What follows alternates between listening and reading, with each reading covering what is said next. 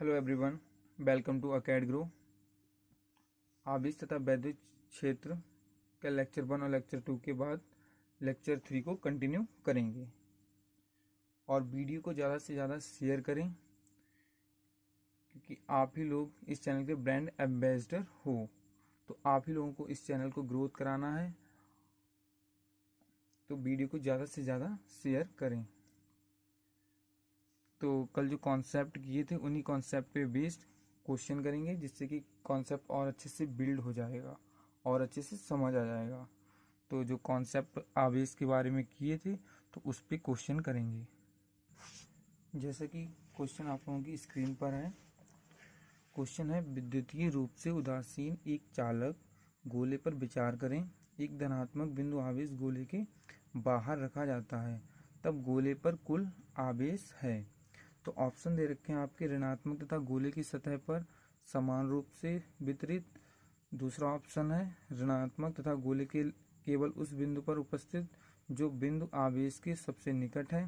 तीसरा ऑप्शन है ऋणात्मक तथा गोले की पूरी सतह पर असमान रूप से वितरित। और तीसरा ऑप्शन है डी, शून्य। आप लोग भी खुद से क्वेश्चन को सॉल्व करें, तो वीडियो को पॉज कर लिया करें और क्वेश्चन को सॉल्व किया करके देखा करें। कल जो कॉन्सेप्ट पढ़े थे लेक्चर 2 में, वो थे आवेशन की विधि। उसमें ही एक जो विधि थी वो थी प्रेरण द्वारा आवेशन। उसमें बस आवेश को वस्तु के पास में लाना होता है और वह आवेशित हो जाती है। तो क्वेश्चन के अनुसार एक चालक गोले पर, तो एक चालक गोला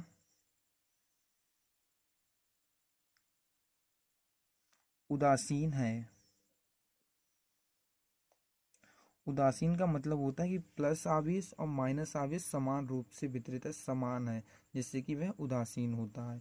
तो इसमें जो plus minus minus plus plus minus minus plus समान रूप से वितरित है, तो ये क्या है? उदासीन। उदासीन चालक गोले पर विचार करें। एक धनात्मक बिंदु आवेश गोले के बाहर रखा जाता है, तो सेकेंड क्या होगा? इसी के बाहर एक धनात्मक बिंदु आवेश रखा जाता है। तो प्लस और माइनस आवेश एक दूसरे को क्या करते हैं? आकर्षित। विपरीत आवेश एक दूसरे को आकर्षित करते हैं और समान आवेश एक दूसरे को प्रतिकर्षित करते हैं। तो इस पर माइनस प्लस आवेश है, जिसके कारण बाहर जो रखा हो बिंदु आवेश वो प्लस है, तो माइनस आवेश इसकी ओर आकर्षित होगा। तो इस वाली सरफेस पे, सतह पे माइनस आवेश आ जाएगा और प्लस वाला प्लस से प्रतिकर्षित होगा, तो प्लस वाला इधर रह जाएगा। तो इस पे क्या होता है? ऑप्शन क्या है? ऋणात्मक तथा गोले की सतह पर समान रूप से वितरित, ये नहीं होगा। ऋणात्मक तथा गोले के केवल उस बिंदु पर उपस्थित जो बिंदु आवेश के सबसे निकट है, ये भी नहीं होगा। तब गोले पर बताना है कुल आवेश, इस गोले पे कितना कुल आवेश बचता है। ऋणात्मक तथा गोले की पूरी सतह पर असमान रूप से वितरित, ये भी नहीं होगा, शून्य। यस, ऑप्शन डी आपका सही होगा। क्योंकि तब गोले पर कुल आवेश, क्योंकि बाद में प्लस चार्ज जब बाहर रखा जाता है तब भी गोले पर, जो कि चालक आपको दे रखा है, प्लस और माइनस चार्ज समान रूप से वितरित हैं, इसीलिए बाद में भी ये उदासीन ही होगा। तो आपका जो आवेश होगा वो 0 होगा। इसका सही आंसर है डी। नेक्स्ट जो कॉन्सेप्ट है वो है कूलाम का नियम। कूलाम का नियम क्या होता है? इस नियम को सन 1785 में फ्रांसीसी वैज्ञानिक कूलाम ने प्रयोगों के आधार पर दो आवेशों के बीच कार्य करने वाले बल के संबंध में एक नियम दिया, जिसे कूलाम का नियम कहते हैं। इसका स्टेटमेंट क्या है? कथन, इस नियम के अनुसार दो स्थिर बिंदु आवेशों के बीच लगने वाला आकर्षण अथवा प्रतिकर्षण बल दोनों आवेशों के गुणनफल के अनुक्रमानुपाती तथा उनके बीच की दूरी के वर्ग के व्युत्क्रमानुपाती होता है। तो जैसा कि आवेश होते हैं, तो आवेश जो एक समान आवेश होते हैं वो एक दूसरे को प्रतिकर्षित करते हैं, और जो विपरीत आवेश होते हैं वो एक दूसरे को आकर्षित करते हैं। तो वो किस बल से आकर्षित करते हैं, कितना फोर्स लगाते हैं एक दूसरे के लिए, जो विपरीत होते हैं, उसको कूलाम के नियम के द्वारा उसका मान निकाल सकते हैं। और कि समान आवेश हैं तो कितने बल से एक दूसरे को प्रतिकर्षित कर रहे हैं, तो उसका मान निकाल सकते हैं कि कितने बल से एक दूसरे को प्रतिकर्षित करते हैं। तो इस नियम के कथन के अनुसार क्या करेंगे कि दो स्थिर बिंदु आवेशों के बीच लगने वाला आकर्षण अथवा प्रतिकर्षण बल, माना कि दो बिंदु आवेश हैं Q1 और Q2, उनके बीच की जो दूरी है वो है R। तो इनके बीच में जो बल लग रहा है वो निकालेंगे। तो जो बल लग रहा है इनके बीच, जैसा कि स्टेटमेंट में लिखा हुआ है, प्रतिकर्षण का बल दोनों आवेशों के गुणनफल के अनुक्रमानुपाती। तो जो दोनों आवेश हैं Q1 और Q2 के गुणनफल, तो Q1 इंटू Q2 के अनुक्रमानुपाती। तो ये इक्वेशन 1 हो गई। स्टेटमेंट फिर आगे क्या है, अनुक्रमानु तथा उनके बीच की दूरी के वर्ग के व्युत्क्रमानुपाती होता है। तो जो बल है उनकी बीच की दूरी के वर्ग के व्युत्क्रमानुपाती होता है। व्युत्क्रमानुपाती का मतलब होता है 1 के बटे में। तो 1/r व्युत्क्रमानुपाती वर्ग के तो स्क्वायर हो जाएगा और व्युत्क्रमानुपाती। ये होगा इक्वेशन 2। तो समीकरण 1 और 2 से, समीकरण 1 व 2 से समीकरण 1 और 2 को ऐड कर लेंगे। तो ये हो जाएगा Q1 और Q2 अपॉन R स्क्वायर। जब अनुक्रमानुपाती का साइन हटेगा तो यहाँ पे एक कांस्टेंट नियतांक आ जाएगा, वो के Q1 Q2 upon R square. तो ये कूलॉम के नियम के अनुसार बल के लिए परिमाण आ जाता है। इसी के द्वारा किसी भी दो स्थिर बिंदु आवेशों के बीच बल निकाल सकते हैं। इसकी जो दिशा होती है, जैसा कि इसमें लिखा हुआ है, यह बल दोनों आवेशों को मिलाने वाली रेखा की अनुदिश होता है। तो अगर Q1 के कारण Q2 पर जो बल लग रहा है उसकी दिशा निकालें तो क्या होगी, एक दूसरे को ये प्रतिकर्षित करेंगे। अगर प्लस चार्ज है तो इसकी जो दिशा होगी प्रतिकर्षण के कारण इसकी Q1 से दूर की तरफ होगी, तो Q2 के इधर के लिए इसकी दिशा होगी। तो ये परिमाण के लिए फॉर्मूला हो जाता है F=K Q1 Q2 upon R square.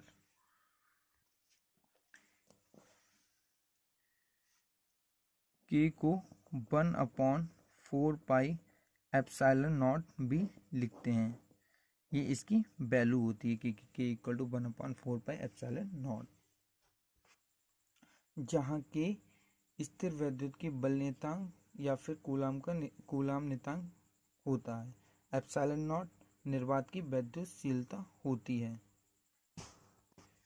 K का आंकिक मान 9×10⁹ newton metre square upon coulomb square होता है।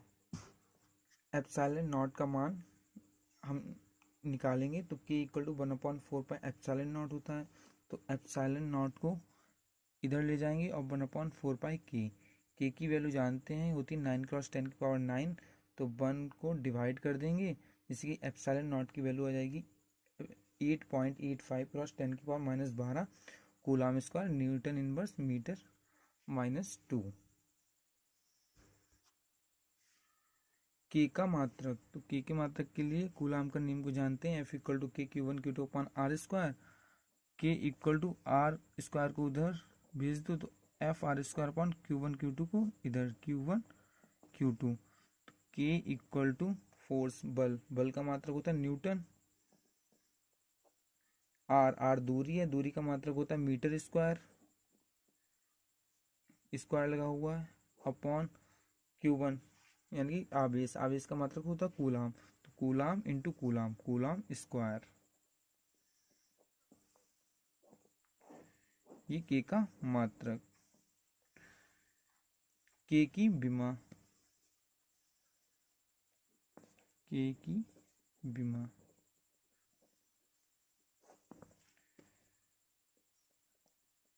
बल की जो विमा होती है वो होती है MLT-2 मीटर लंबाई को एल से डिनोट करते हैं, तो एल स्क्वायर अपॉन कूलाम के लिए होती है ई टी स्क्वायर, जो कि लेक्चर 1 में निकाली थी उसकी भी माँ। तो के इक्वल टू एम वाली टर्म एक ही है, तो एम एल एक ये है और 2 ये है, तो मल्टीप्लिकेशन में जो पावर होती है वो ऐड हो जाती हैं, तो एल की पावर 3, टी की पावर 2 जो कि ऊपर जाएगी तो माइनस की हो जाएगी और माइनस की ऊपर है तो टी -4, ए की पावर जो ऊपर जाएगी वो जाएगी -2, तो ये के की हो जाती है विमा, के का विमेय सूत्र। नेक्स्ट जो कॉन्सेप्ट है वो है कूलाम के नियम का सदिश रूप, क्योंकि जो फोर्स है वो एक वेक्टर क्वांटिटी है, वेक्टर यानी कि सदिश राशि है। तो सदिश राशि का मतलब होता है जिसमें परिमाण तथा दिशा दोनों की आवश्यकता होती है, और अदिश राशि का मतलब होता है कि जिसमें परिमाण की आवश्यकता होती है, दिशा की नहीं। तो कूलाम के नियम का सदिश रूप, जैसे कि आप लोगों को स्क्रीन पर डायग्राम दिख रहा होगा Q1 और Q2, तो Q1 के कारण Q2 पर लगने वाला बल, तो Q1 के कारण Q2 पे बल जो कि पॉजिटिव है यानी कि समान साइन के हैं, तो इसीलिए एक दूसरे को क्या करेंगे, प्रतिकर्षित, तो इसके कारण इस पर जो बल है इसके दूर की तरफ लगेगा। तो वेक्टर फॉर्म में क्या लिखेंगे, वेक्टर, ये साइन सदिश रूप में ये सदिश का निशान लगाते हैं, वेक्टर इसे इंग्लिश में बोलते हैं, ये बल है, बल के लिए F लिखते हैं, तो दूसरे पर लग रहा है 2 और 1 के कारण लग रहा है, तो सदिश बल F2 1, Q1 के सापेक्ष Q2 की स्थिति, Q1 के सापेक्ष Q2 की स्थिति, तो Q2 की स्थिति Q1 के सापेक्ष, तो इसे ऐसे लिखते हैं वेक्टर R2 1, वेक्टर R2 1। तो इसके लिए सदिश रूप लिखेंगे,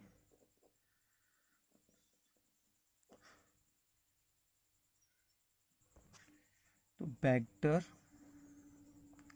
F21 इक्वल टू के Q1 Q2 upon are square होता है, तो आर स्क्वायर को कैसे लिखेंगे, मॉड में vector R21 upon square, vector का मतलब होता है सदिश, और जब मॉड लग जाता है तो इसका मतलब परिमाण, चाहे आप ऐसे लिख दो R स्क्वायर 1 2 या फिर मॉड लगा के लिख दो वेक्टर R21 का स्क्वायर इंटू R कैप हो जाता है 21। कैप का मतलब होता है जैसे कि एन कैप है, तो एन कैप जब खुलेगा तो कैसे खुलेगा, vector n upon mod vector n, इसका मतलब ये सदिश दिशा दिखा रहा है और ये परिमाण होता है, तो एक इस तरीके से लिख सकते हैं।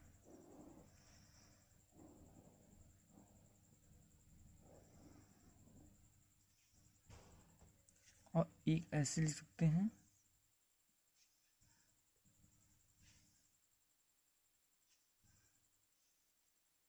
वेक्टर F21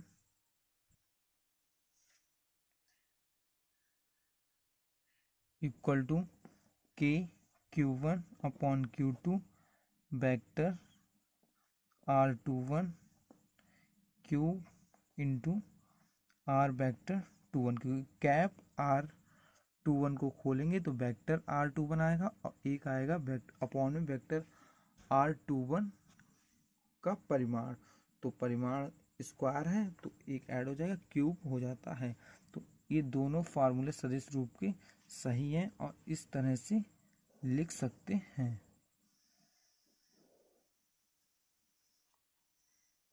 लेकिन कूलाम नियम से जो क्वेश्चन होंगे वो स्केलर फॉर्म, मतलब कि अदिश रूप जो कि है परिमाण निकालने के लिए, उससे ही ज़्यादातर क्वेश्चन सॉल्व होंगे, और जो दिशा है, दिशा यानी कि वेक्टर फॉर्म से निकाली जाती है, लेकिन बस एक फैक्ट को हम लोग उपयोग करेंगे, कौन सा, कि एक समान जो चार्ज होंगे वो एक दूसरे को प्रतिकर्षित करेंगे और विपरीत आवेश होंगे वो एक दूसरे को आकर्षित करेंगे।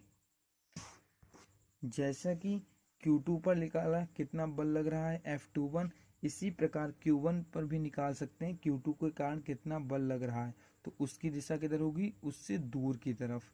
इस साइड में दिशा होगी वो किसकी होगी, Q1 पर Q2 के कारण Q1 पर, तो उसको कैसे लिखेंगे, वेक्टर F12, मतलब कि पहले वाले पर दूसरे के कारण फोर्स, तो इसकी भी दिशा और वेक्टर फॉर्म को लिख सकते हैं। तो दिशा के लिए तर्क क्या है, समान चिन्ह के आवेश प्रतिकर्षित करेंगे और विपरीत चिन्ह के आवेश आकर्षित करेंगे। इसी फैक्ट को जब क्वेश्चन सॉल्व करेंगे तो यूज करेंगे। इस कॉन्सेप्ट को पढ़ा है तो इस कॉन्सेप्ट पे एक क्वेश्चन करेंगे जिससे कि कॉन्सेप्ट और अच्छे से क्लियर हो जाएगा। क्वेश्चन है, वायु में एक दूसरे से 20-30 सेंटीमीटर पर रखे दो छोटे आवेशित गोलों पर क्रमशः 2 क्रॉस 10⁻⁷ कूलम तथा 3 क्रॉस 10⁻⁷ कूलम आवेश है, उनके बीच कितना बल है। तो इस क्वेश्चन को सॉल्व करेंगे। जैसे कि दो छोटे आवेशित गोले दे रखे हैं और उनके बीच की जो दूरी है वो आपको दे रखी है 30 सेंटीमीटर में, और इस वाले गोले पर जो आवेश है वो है 2 क्रॉस 10⁻⁷ और इस पर है 3 क्रॉस 10⁻⁷। तो इनके बीच में बल निकालना है, कितना लग रहा है। तो बल के लिए जो फॉर्मूला वो है F के Q1 Q2 अपॉन R²। तो F इक्वल टू के की वैल्यू पता है कितनी होती है, 9 क्रॉस 10⁹ और Q1 की वैल्यू कितनी है 2 क्रॉस 10⁻⁷ क्रॉस 3 क्रॉस 10⁻⁷ अपॉन दूरी कितनी है 30 और सेंटीमीटर को मीटर में बदलेंगे तो -2 से मल्टीप्लिकेशन और दूरी का स्क्वायर, क्योंकि ये इनके बीच की दूरी है। तो फोर्स इक्वल टू 9 क्रॉस 10⁹, ये हो जाता है 3 2 6 cross 10⁻⁷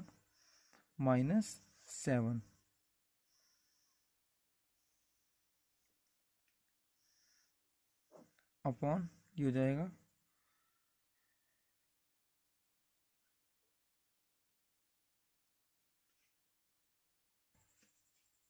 cross 10⁻⁷ upon cross 10⁻⁴। Force equal to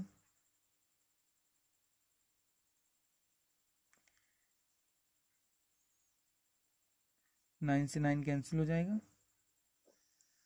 तो ये आपको जाए 6 क्रॉस 10⁻⁻14 प्लस 9 और ये ऊपर चली जाएगी तो माइनस और +2। इसको जब सॉल्व करोगे तो आ जाएगा 6 क्रॉस 10⁻⁻3। फोर्स का जो मात्रक होता है वो होता है न्यूटन।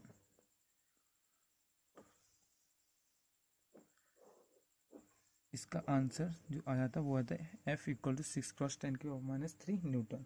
और ये प्लस चार्ज है तो इसकी जो दिशा होगी वो अगर इस पर निकालोगे तो वो दूर की तरफ होगी, और इसके कारण इस पर निकालोगे वो भी इधर दूर की तरफ होगी, और ये जो बल होगा वो होगा प्रतिकर्षण बल। नेक्स्ट जो कॉन्सेप्ट है वो है परावैद्युतांक, जिसे इंग्लिश में बोलते हैं डाइलेक्ट्रिक कांस्टेंट या फिर रिलेटिव परमिटिविटी भी बोलते हैं। यदि निर्वात अथवा वायु के स्थान पर दोनों आवेशों को के ये वाला के और जो के इक्वल टू 9 क्रॉस 10⁻⁹ वाला के अलग अलग हैं, तो को के परावैद्युतांक वाले माध्यम में, जैसे कि कोई कुचालक हो या फिर मोम पर हो, कागज पर आवेशों को रखा जाए तो उनके बीच जो बल होगा उसे निकाला जाएगा F इक्वल टू के या 1/4πε0 और कैपिटल के Q1 Q2 अपॉन R² से, जो कि अगर माध्यम वायु है या निर्वात है तो उसमें ये के नहीं होता है, क्योंकि वायु और निर्वात में के की वैल्यू होती है 1, इसीलिए यहाँ पे के नहीं लिखते हैं। लेकिन किसी मीडियम में, माध्यम में जो कि चेंज हो, वायु या निर्वात ना हो, तो उसके लिए यहाँ पे के लिखते हैं। ये के आपका है परावैद्युतांक। यदि किसी भी दो आवेश के बीच निर्वात में जो बल लग रहा है उसको किसी अन्य माध्यम में रख दिया जाए तो उसके जो बीच में बल लगेगा वो भी चेंज हो जाएगा। इसलिए ये कॉन्सेप्ट जो है परावैद्युतांक का वो अलग माध्यम में बिंदु आवेश को रखने पर बल परिवर्तित हो जाता है, उसी के लिए है। जहाँ के एक विमाहीन नियतांक है जिसे उस पदार्थ का परावैद्युतांक कहते हैं। के की जो मान होता है वो वायु के लिए 1 होता है, माध्यम के लिए जो के का मान होता है वो होता है 1 या 1 से बड़ा, 1 या 1 से बड़ा। K is greater than is equal to 1। Epsilon naught K जो कि माध्यम में होता है बल, उसके लिए हम लिख सकते हैं एप्सिलॉन, सिर्फ और सिर्फ एप्सिलॉन। तो epsilon equal to epsilon naught K. तो के को हम यहाँ पे लिख सकते हैं ई आर भी, क्योंकि ई लिखते हैं और आर का मतलब होता है रिलेटिविटी, जो कि इंग्लिश में बोलते हैं परावैद्युतांक को। तो के इक्वल टू ई आर या फिर epsilon upon epsilon not. Side में लिखे दे रहे हैं कि के को एप्सिलॉन आर भी लिखते हैं।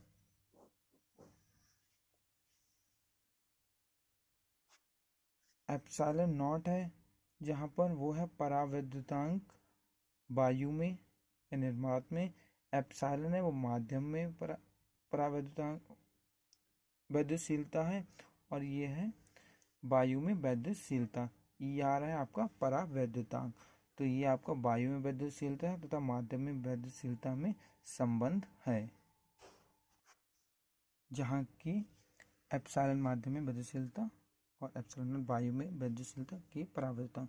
तो आज हमने कूलाम के नियम के बारे में पढ़ा, कूलाम के नियम का सदिश रूप और परावैद्युतांक के बारे में पढ़ा है।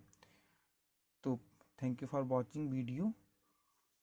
प्लीज़ वीडियो को ज़्यादा से ज़्यादा शेयर करें और लाइक करें और चैनल को सब्सक्राइब करें। Thank you.